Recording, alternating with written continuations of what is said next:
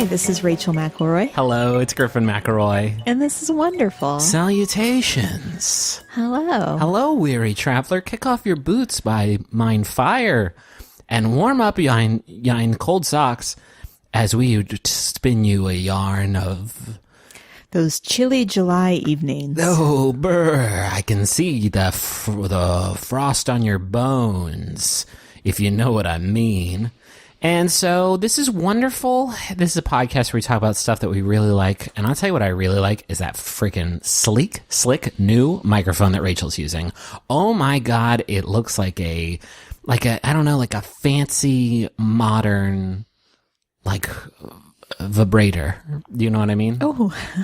It does. It kind of looks like now you're checking it out and you're just give me a confirmation like yes or no.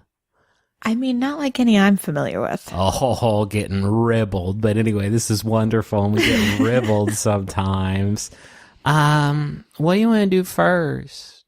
I mean, small wonders. Sure, you got one? I do, actually. I wanted, for those of our listeners that are not on social media, you may have missed that last week's Jumbotron about Henry and Elena. Yeah. Where there was a proposal, and I thought for sure... we talked a bunch of I think, a lot of shit. It didn't actually happen or had happened previously because the request was for March. It actually happened. And they posted a video of it for our pleasure. That's not on them. That's on us because we just assumed that they had made other plans. But yeah, exactly. No, this was the plan. And it was so delightful to see that video. Know that you shared that special moment with us. Griffin, I think when you proposed to me, you bought the ring like a literal, day before you proposed to me? Yeah, but you were watching me like a fucking hawk for any sort of proposal-like behavior. Well, because you took one of my rings I was not deliberately slick about it to get the size. It seemed like my dude Henry was doing some top secret. Yeah, just the fact that he held on to that for so long. Some just good waiting. Shit. Yeah, that's great. But yeah, that was really great. You have anything else? No, that was my big one. I want to mention cinnamon roll Oreos that we got. Damn, y'all. I am becoming I've gotten really into it. There's a guy named Greg Miller who does a bunch of video game stuff and kind of launched his own video game channel with some other folks called Kind of Funny Games. And I don't know if he still does it, but he did a long-running Oreo review series called Oreo Oration, which I watched now and then, but now it's When did it start? A few years ago. Justin was on an episode, I believe. Oh, really? He had a special like Justin McElroy segment. But now I get it because there's so many different Oreos and they're all pretty good. I feel like just recently it's just like blown up. It's blowing up. I also wanted to say there was this old game series. I mentioned to Rachel I might do a segment on this, but I don't think you would be locked into it at all. But there's an old game series called Quest for Glory. There was like this old adventure game series that was really cool because it kind of blended like adventure games. I wanted to talk about it because I thought for sure you had played, Monkey Island or something like that. But then I said Monkey Island and you looked at me like an island made out of monkeys, or is it but it blended like D&D stuff with like these old point and click adventure games in like a really, really cool way. And I've been replaying that whole series. What was really cool and really ahead of its time, it came out in the 80s and 90s. Was Sam and Max an adventure game? Sam and Max was an adventure game. Okay, Did you play I did play that one. Yes. When you said adventure game, it took me a long time to wrap my head around what that meant. Yeah, it's basically like a genre kind of defined by having like a list of actions like look at or talk to, and then you have like weird item combinations. Like what Quest for Glory did that was really cool is you could play like a thief or a fighter or a magic user, and instead of like having to figure out these weird nonsensical answers to things, you actually had to like kind of play D&D with it. Like, okay, well, I'll pick the lock and I'll oil the hinges so they don't make any noise. What was really cool is you could take your save file when you finished one game, and then like a few years later when a new one came out, you could import your character and like let them go through the whole series, which is like way ahead of its time. Yeah. But the new game from those developers has been in the works for over a decade called Hero U, and that just came out today, and that's really fun. I've been playing it here and there. I like it. And it's got me playing the old games too. It is a PC game, yes. And it was kickstarted, and I think it was originally supposed to come out in like 2013, so a little behind, but yeah, I've been liking that, and I've been playing the old Quest for Glory games too, because I can beat those in like 15 minutes. I thought about that might be my speed run, my entry into speed running. Oh yeah, there you go. That might be it. I actually start this week, according to wonderful.fyi, the most valuable website on the internet. I want to start out talking about a thing I love very much and have enjoyed for quite some time, and also just recently enjoyed after not enjoying it for a long time a couple days ago. That is the Jackbox Party Packs. Oh, have we not talked about that? We have never talked about the Jackbox Party Packs before. So, Jackbox Party Packs are collections of social, sort of local multiplayer games.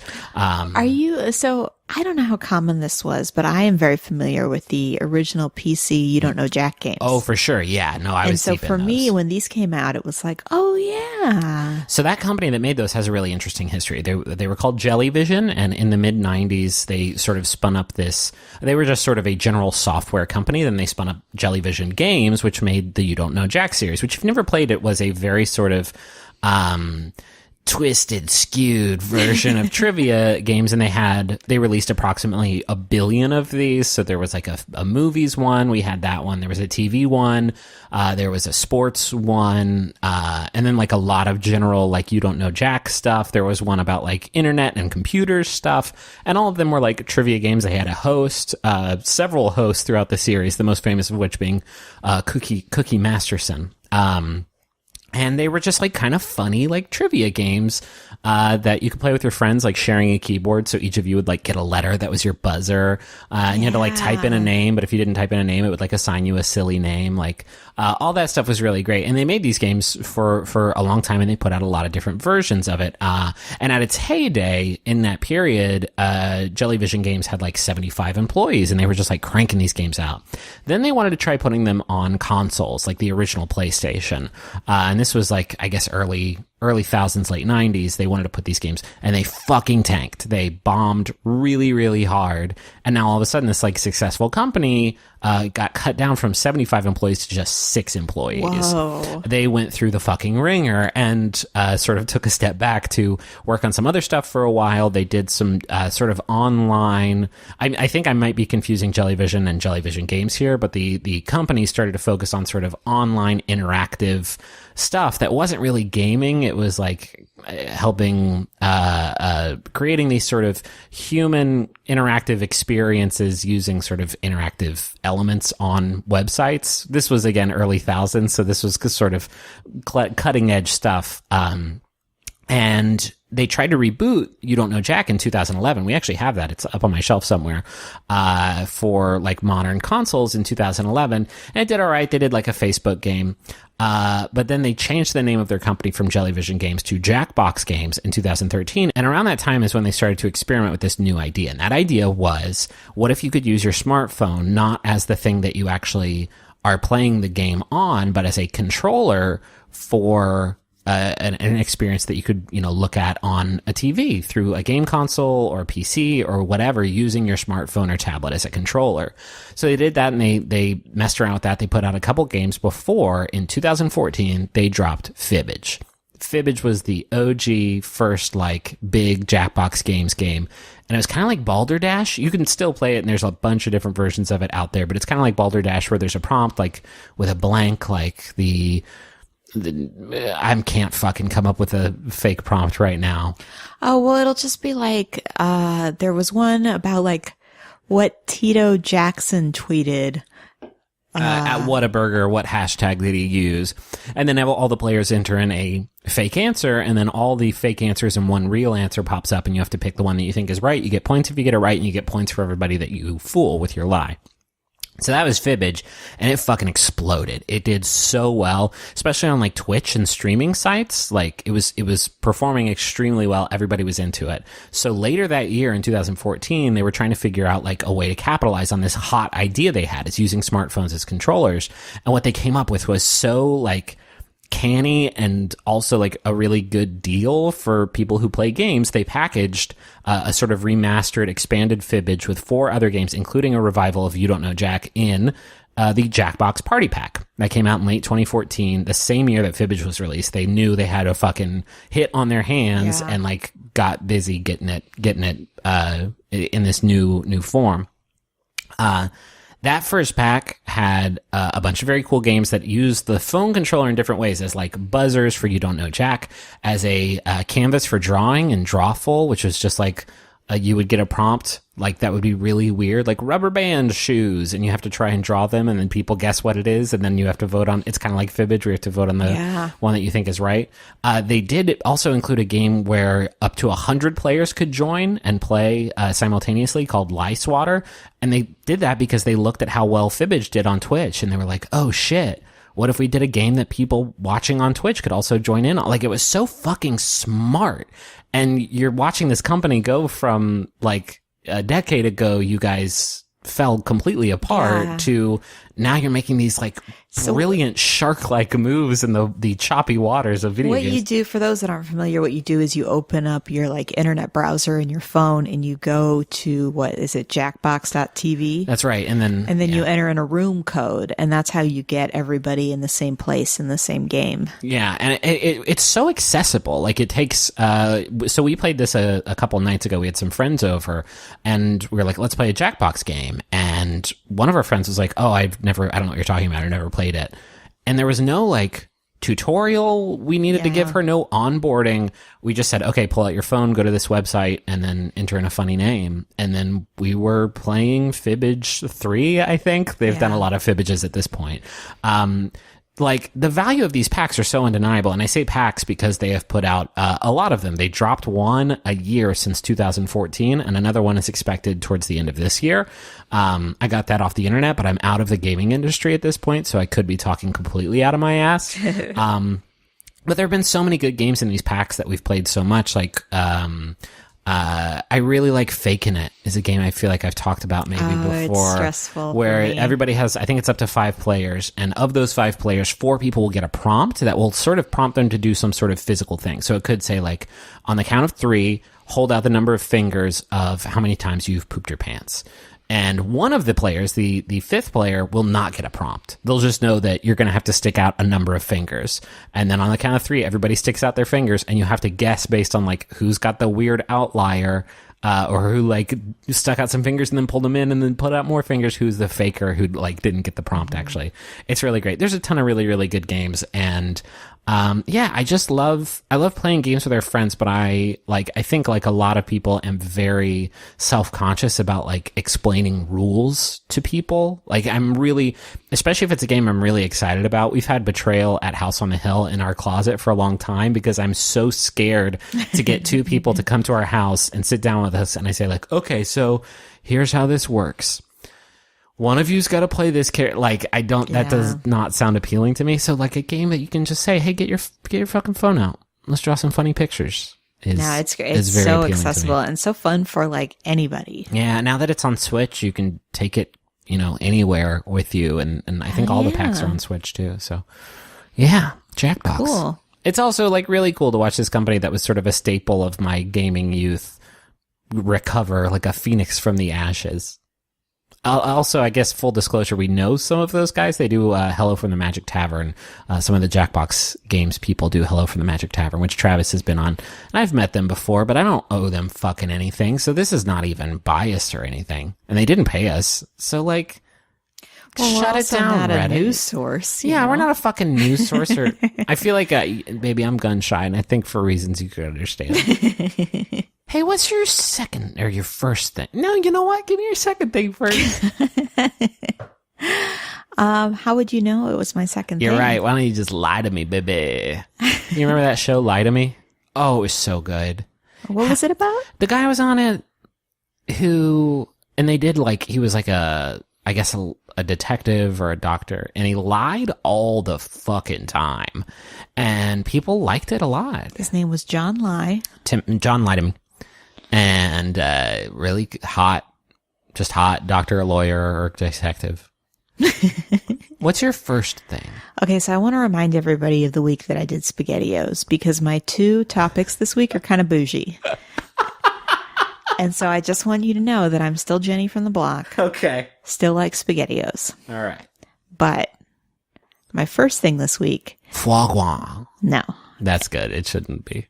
Is wine ratings. Wine ratings? Yes. This is your wonderful thing? Yeah, the fact that you can like see the score for a bottle of wine before you purchase it. Okay, that's fair. Now I get it. Yeah. So it's kind of like looking at Amazon reviews. Sure. Before you buy something. Yes. But when you're in a store, it's very difficult to do something like that in a short amount of time. I'm just making sure we don't have like a wine-based sponsor. This it's toothbrushes and underwear. We're good. Your other thing's not toothbrushes or underwear, is it? It's not. Okay.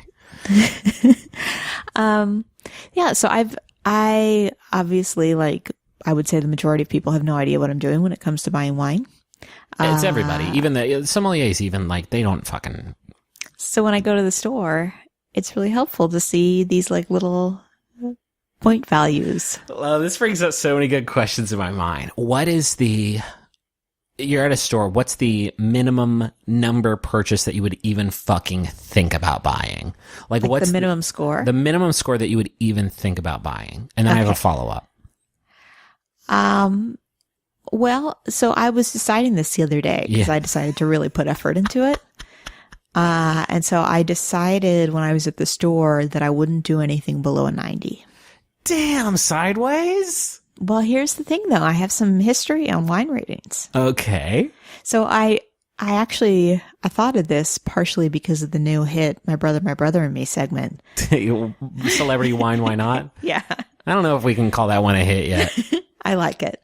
And so I did a little research on the history of wine ratings.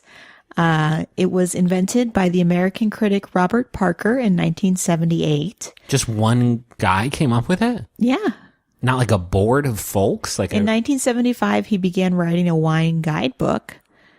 And then... I'm sorry. That's fucking bonkers to me. I know. This dude was like, this is an 83. And people are like, what the fuck are you talking about? In 78, he published a direct mail newsletter called the Baltimore Washington Wine Advocate, which later became the Wine Advocate. Okay. The first issue was sent free to consumers from mailing lists Parker had purchased from several major wine retailers. The Wine Spectator tasters review wines on this scale. So 95 to 100 is a great wine. Has there ever been a 100? I hope there hasn't been. I don't know. 90 to 94 is a wine of superior character and style. I'll listen to you. That's the only thing you like. 85 to 89 is a wine with special qualities. Rat piss. No way. Crossing these lips. 80 to 84 is a solid, well-made wine. Oh, fuck no. I'm going to barf. There's nothing lower, right? 75 to 79 is a drinkable wine. Beautiful. That may have minor flaws. There's a Lego in mine. That's weird. 50 to 74 is not recommended. Yeah, I would say. So here's the thing about the scoring. Anything below 50? No, because here's the thing about the scoring. So I did a little more research, and here is the scale that is used. You automatically get 50 points if it's a wine. This is the worst rating system I've ever heard in my life. Did you see the Ant-Man and the Wasp? I did. I hated it. It's the worst movie I've ever seen. I give it a 50. A 50, huh? I mean, it was a movie. They made a movie. You can't deny that. 50 points for being wine. Yes. Did they review a Coca-Cola and give it a 0? And they're like, oops, we fucked up. What's the use case? Well, so here's the thing. From 2009 to 2013, the average rating was about 88, with very few wines below 81 and only slightly more over 94. That's, I'm sorry, a bad scale. You're telling me you didn't drink one... I don't drink that much wine, and I've drank wine that I thought was fucking dirty, terrible shit, and I would give lower than an 80. Well, and there's not a lot of scores. A lot of wines are never reviewed or tasted by reviewers. Now I get it. If they were scored and did poorly, their marketers obviously aren't going to be like 63 by Wine Spectator. Yeah, sure. So when I was doing the research on this, I thought it was interesting. So this is from Inc.com. There are all these different outlets. There's Wine Spectator, there's Wine Advocate, there's Wine Enthusiast. This Inc.com article said that Wine Enthusiast is the easiest grader, Wine Spectator is harder, and Wine Advocate is the hardest grader. Doesn't sound like they're advocating for the wine then, does it? Yeah. So, so the scoring, so you get 50 points for just being a wine. Yeah. You get 5 points based on color and appearance, 15 points on aroma and bouquet. Is that flavor? Is it a bouquet flavor? Or is that just with the nose? It's what you get with the nose. That's 15 fucking points. Mm-hmm. You get 50 for being wine, 5 for being either white or... if it's perfect is what I'm saying. Right. So if it's perfect, you get the full 15. I don't care about the stink of the wine, I guess. Griffin, have you ever opened a bottle of wine and it smells like nail polish remover? Yeah, I guess that's true. 20 is for flavor and finish. Yeah. And then 10 is just overall quality. That's bullshit too. There's so many problems with this fucking scale. It tastes amazing. It looks great. It smells awesome. It is wine. And the color is so cool. That's a 90. Well, you want to give it that extra 10? I mean, yeah, I guess. It got a cool label. The bottle seems real sturdy. I could really conk somebody with this bad boy. These are 100. There is obviously a lot of problems with the scoring. Do you mean the fact that you get half the score just for being fucking wine? Could this score? Do they use this on other things? Like, what do you think of this rug? I give it a 36, which is great because it's never going to earn those 50 wine points. It's not wine. It simply isn't wine, Gerald. I find it really useful. When I go to the store and I see that a wine is 88 and then the wine next to it is 92, well, I'm going to pick the one that's 92. Yes, for sure. I prefer, for me, best case scenario is no joke. Some website picks the wine for me and sends it. That's ideal for me.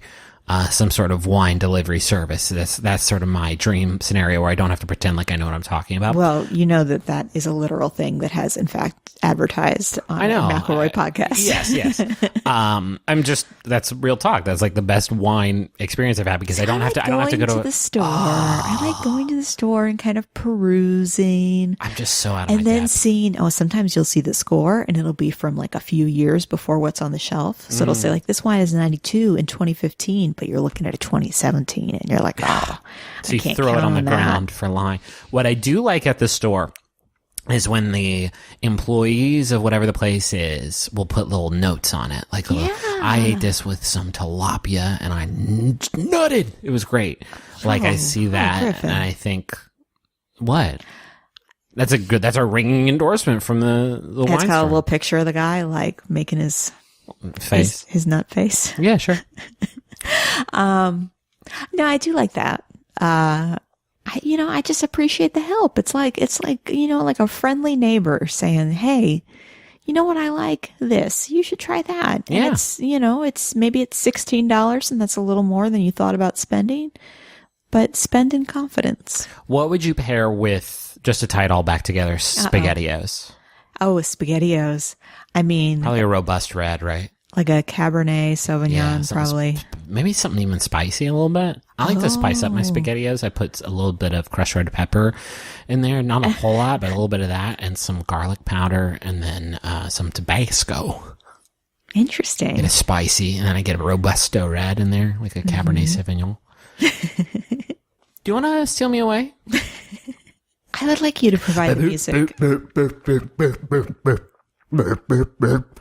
Could I burp all of it, do you think? Please don't. I could. Please don't. I have no doubt that what do you could. bet? What do you bet me? Okay, well, I guess do burp.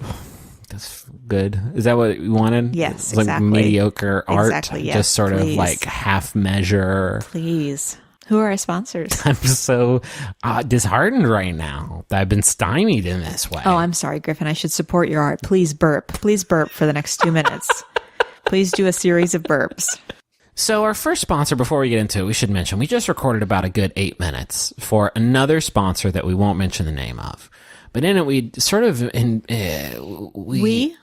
I sort of created this fictional universe in my head where I was taking, disco classes from a professor named Professor Groovyshoes. And I'm telling you this because... I wanted to organically try and work it in. No, I know. We'll still do that. Okay. It'll still flow like fucking butter, baby. It's going to be so smooth and soft. Okay. But I mentioned that because we can't include it, right? We can't include like a free promo for an advertiser just because I looked at the schedule wrong.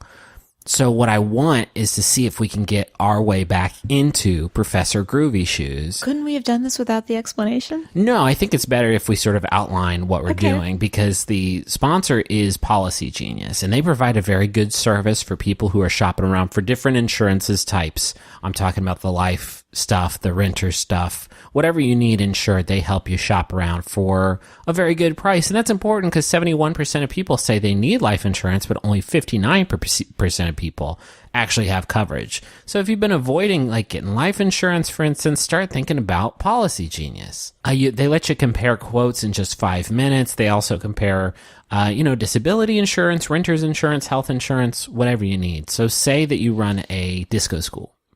Oh. You rent it, though. You're renting the building from the landlord, Mr. Sputnik, the spaceship man. Uh-huh.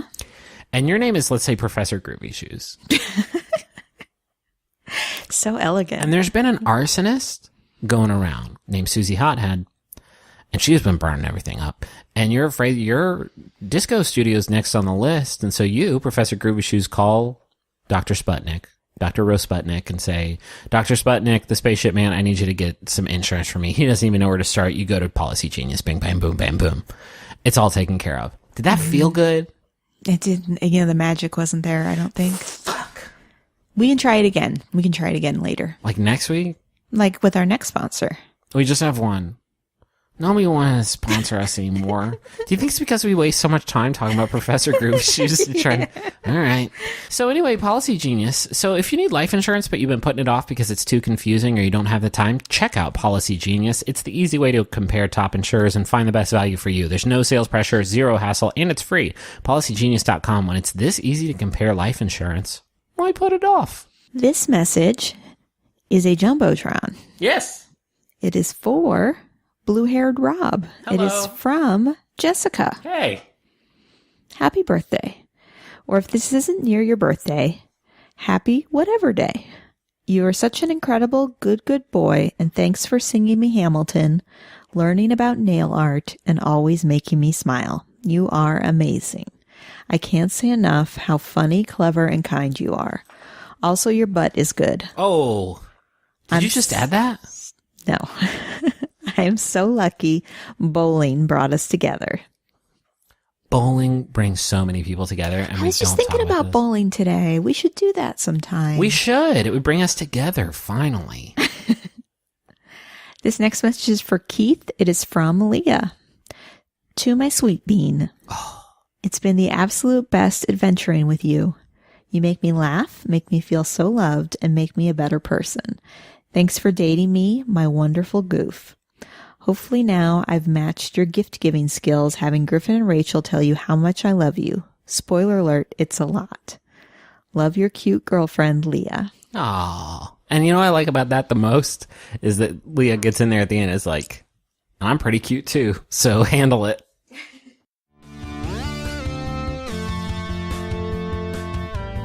Maximum Fun's new sci-fi comedy podcast, Bubble, is coming to San Diego Comic-Con on July 21st. At 1 p.m., Bubble cast members Travis McElroy, Cristela Alonso, Eliza Skinner, Allison Becker, Mike Mitchell, Jordan Morris, and Danielle Radford will be signing autographs. Tickets are required, but free. Then at 5 p.m., the cast will participate in a panel moderated by Jesse Thorne, held at the San Diego Central Library. For more information, visit MaximumFun.org/SDCC.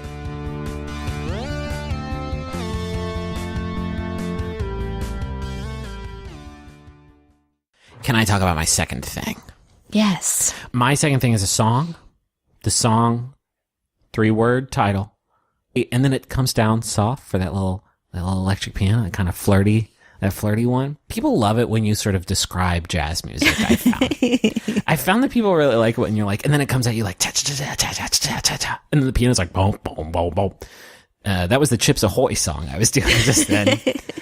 So as every band instructor ever, I don't know, you never took band, but I feel like every band director has that talent.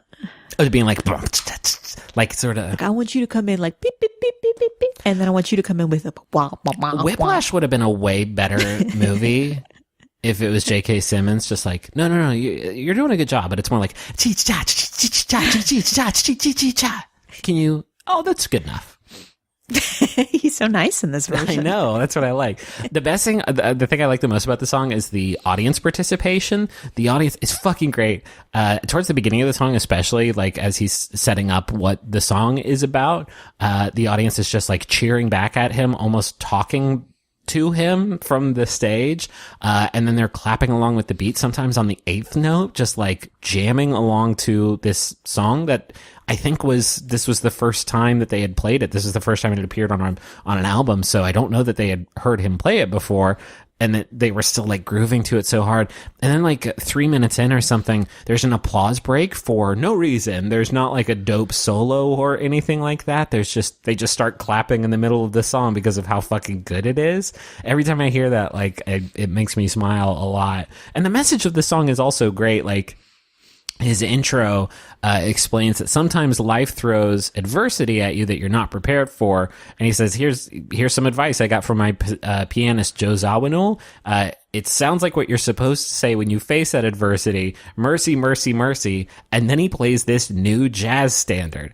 It is the fucking wildest called shot I've ever heard in my life, because the implication of what he says is, here is a song that feels like what you're supposed to say when things don't go your way, which is mercy, mercy, mercy. It's almost like synesthetic. Like, wait, what? What did you say? The song sounds like mercy. Okay. Yeah, it does. That's true, I guess.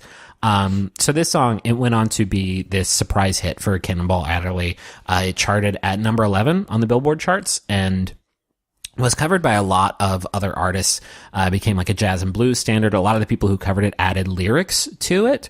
And the rest of the album that Mercy, Mercy, Mercy is on is also really great. It's off the album Mercy, Mercy, Mercy Live at the Club. And the club, according to the liner notes, the club was Club de Lisa in Chicago. That's where it says, this is where we recorded this. That was a lie. They actually recorded this whole album at Capitol's Hollywood Studios, where they invited in this audience and set up an open bar and just recorded it there. The reason that they say it was at Club de Lisa, which was later changed its name to just The Club, like it says on the album cover, was because Cannonball Adderley was old friends with the owner of the club and just wanted to drive up business for him. That's cool. A fucking great story. Yeah. It's a wild con to pull on the people who are buying your album, lying about where it was actually recorded just so you can get some foot traffic at your friend's bar. So, like, that's an awesome anecdote. I love how Cannonball Adderley kind of came up with his brother Nat Adderley. He plays the cornet, and Cannonball plays the alto saxophone. What's the difference between a trumpet and a cornet? I mean, you're the one in band, so, like, I don't know why you think I would know that if you do not. They were the same thing. I think they're different. Do you want to Google it? I can Google it. I do. I want to learn something. Have you not been... Did you know the story about Cannonball Adderley lying about... The difference between a trumpet and a cornet is very minor. They both play the same notes and they sound virtually the same. In appearance, the trumpet looks a bit longer and is more slender than a cornet. The real difference has to do with the way the tubing of the instrument flares. Oh. Okay. Was that interesting? So Griffin, you don't know this. I'm an old jazz hound. Okay. So I knew all about Cannonball, but I didn't know about the cornet. So Cannonball, as we all know, went into space. He was on the... He was the first one to play jazz in space. Space, yes. Yeah, and he went to the planet... Mars. He went to the planet Mars and played jazz on the Mars with his friend Lance. Lance. Attersney. Interesting, yeah. That was right. It used to be Adderley and Attersney. It was like a fun... Yeah, and they played together. They loved it. I love that he played the horn with his brother. God in heaven, we got so far off the track. Sadly, he actually died very young. He died at age 46 of a stroke. But like, during his time on Earth, he played with like all the big names in jazz. And I found this fucking great story on the New York Times. This is the last thing I have on Cannonball Adderley. I've gotten away from the scope of the thing, which was just this one specific song, which is really good. Go listen to it, add it to whatever playlist you frequent. But this story from his New York Times obit actually blew me away. So when he was younger, he was actually a band teacher living in Florida. And he moved to New York City to try to get into a conservancy there to, master his craft. And while he was living in New York, he ended up playing this like crazy fateful show at a famous jazz club there called Cafe Bohemia. So this is a quote from his obituary in the New York Times explaining this like wild story. On the night that he went to Cafe Bohemia, Oscar Pettiford's saxophonist, Jerome Richardson, was late getting to work, and Mr. Adderley was grudgingly granted his request to sit in until Mr. Richardson arrived. But Mr. Pettiford was not one to suffer amateurs lightly, and in an obvious effort to send Mr. Adderley off the bandstand in embarrassment, he led the band into I'll Remember April at a furious tempo. But Mr. Adderley sailed through a long solo on alto saxophone with such facility that he literally became a star overnight. The next day, he was the talk of the New York jazz world. Within a week, he had been signed to an exclusive recording contract by MRC Records, and in less than a month after his casual arrival here, he had recorded his first album with a band that included Jerome Richardson on tenor saxophone. He literally had a fucking Whiplash done to him. Yeah. That last scene in Whiplash where he's like, let's see if you can fucking keep up with this, kid. Oh, that's pretty good.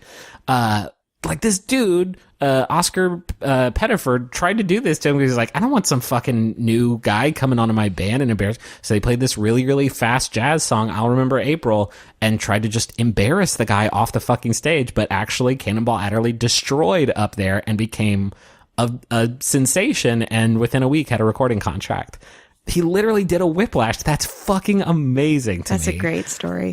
So yeah, Cannonball Adderley had a cool life, made a very, very, very good song. Mercy, Mercy, Mercy. Can you tell me your second thing? My second thing is subscription. I love subscriptions. My favorite thing about them is how they go off. It's just jazz, baby. Yeah, baby. I love it. Subscription boxes. Okay. It's not really as cool as I think maybe let's do the first one. So I love subscription boxes. Sure. And here's why. Yes. They are like little presents that you buy for yourself, and you don't know what they are. Yeah, I like that. And that's apparently a very millennial thing. It's an extremely millennial thing is to, well, let's call it what it is. Gambling. We're all just sort of rolling the hard six all the time with our, shirts and shoes. And I was reading this Fast Company article where they, this guy, Marshall Cohen, who is the chief industry analyst at NPD, a consumer market research group. And he said, millennial consumers in particular love the idea of self-indulgence, and subscription companies really understand this. All right. Okay. It's a pretty myopic view of what millennials, they love indulging themselves with the $4 they have. Well, I have a little pity on like market analysts and marketing people because they have to think about their demographics and they have to make these sweeping generalizations to sell what they're going to sell. So as of March 2018, more than 2,000 subscription boxes existed in the U.S. Subscription box websites have grown over 3,000% in the last 3 years, up from 722,000 in 2013 to 21.4 million. Is that how much money they made? Or no, it's how many like hits, like site visits. Oh, okay. In 2018 in Denver, there was a subscription summit for the $40 billion subscription industry with over 600 attendees. Oh, that's fun. 2017 was in Austin. Oh, hey, all right. Do you think at like dinner for those things, they just put like a bunch of like cardboard boxes out on a table and it's like, take your pick. Like 2 chips from a variety of chip. I was going to say you just open one up and it's like, oh, Salisbury steak. Okay. Vegan. I was thinking more like you got like exactly one sample of every meal item. Yeah, that would work too. There are about 5.7 million subscription box shoppers in the U.S. today. And so here's the the large majority of these subscription people that are purchasing these boxes have college degrees, liberal politics, female, with children ages 3 to 5. Huh. And you're telling me you like this. Yeah, I know. I mean, it's a convenience thing, obviously. Sure. It's not easy for me to get to the store. It's also not easy for me to access new things anymore. You know, like when your full time is occupied between work and a family, you're not like talking to your cool friend about like the hot new beauty product or that's whatever. Number one for me. Like that really is why I don't do like a ton of these, but the ones I do, like I do because I really don't have another way to get like, they're not a sponsor this week, but Stitch Fix, like I use all the time because I don't have time to fucking go to the store and try out new stuff. Really. I mean, I do, but like once every 4 months or so. Well, and it's like the wine scoring thing. Like you kind of want somebody else to think about it for you. Yeah, I don't know what the fuck I'm doing with my bod. So the biggest kind of most popular one started in 2010, and that was Birchbox. Do you remember I used to get that? Yeah. It's where I found some of the... Smelled so good, that box. Yeah. It's where I found some of the stuff that I like to use today, but it's just kind of like things that you wouldn't be able to access otherwise. Like I don't go into a store that sells all these products. Yeah. And so it's like nice to have somebody make those choices for me. Sure. There is a website called My Subscription Addiction. And she, Liz Cadman, like rates all these boxes and like apparently gets requests constantly from new box services to like list them up there on the website. But it's kind of fascinating, like how huge it's become and how it just kind of started with like beauty products and then became like cooking and clothes and pets and lifestyle. And it's out of control. What is a box that doesn't exist that you would be very into getting? Money is no object. Pickles. I want to give you a minute to really think about it because you said pickles real fast and it can't be. Imagine getting a bunch of, different pickles every month. A bunch of pickles in a box that comes to your door that sits outside in the 100-degree heat. And I didn't hear them knock on the door. So that one's done. They're sealed up in jars. They're fine. I'm going to search Pickle of the Month Club. Do you mean it? I would like pickles. Pickle subscription. Oh, baby. Are there pickle boxes? There's 6. There's Mouth, Pickles Every Month, Pickle of the Month Club, Pickled Veggie of the Month Club, Lemon Bird Pickle of the Month Club, Bunky Pickles, and Mouth Cravings Every Month box. Okay, I think that one's done. So there's 4. All right. Let me try again. What if there were some kind of meal kit that would deliver pre-proportioned ingredients? Okay. This has been our most unpaid advertising filled fucking, like nobody's ever going to advertise with us again after this Musical instrument of the month. That one would be expensive, but I'd be very into that one. It'd be like, what'd you get this time? Melodica?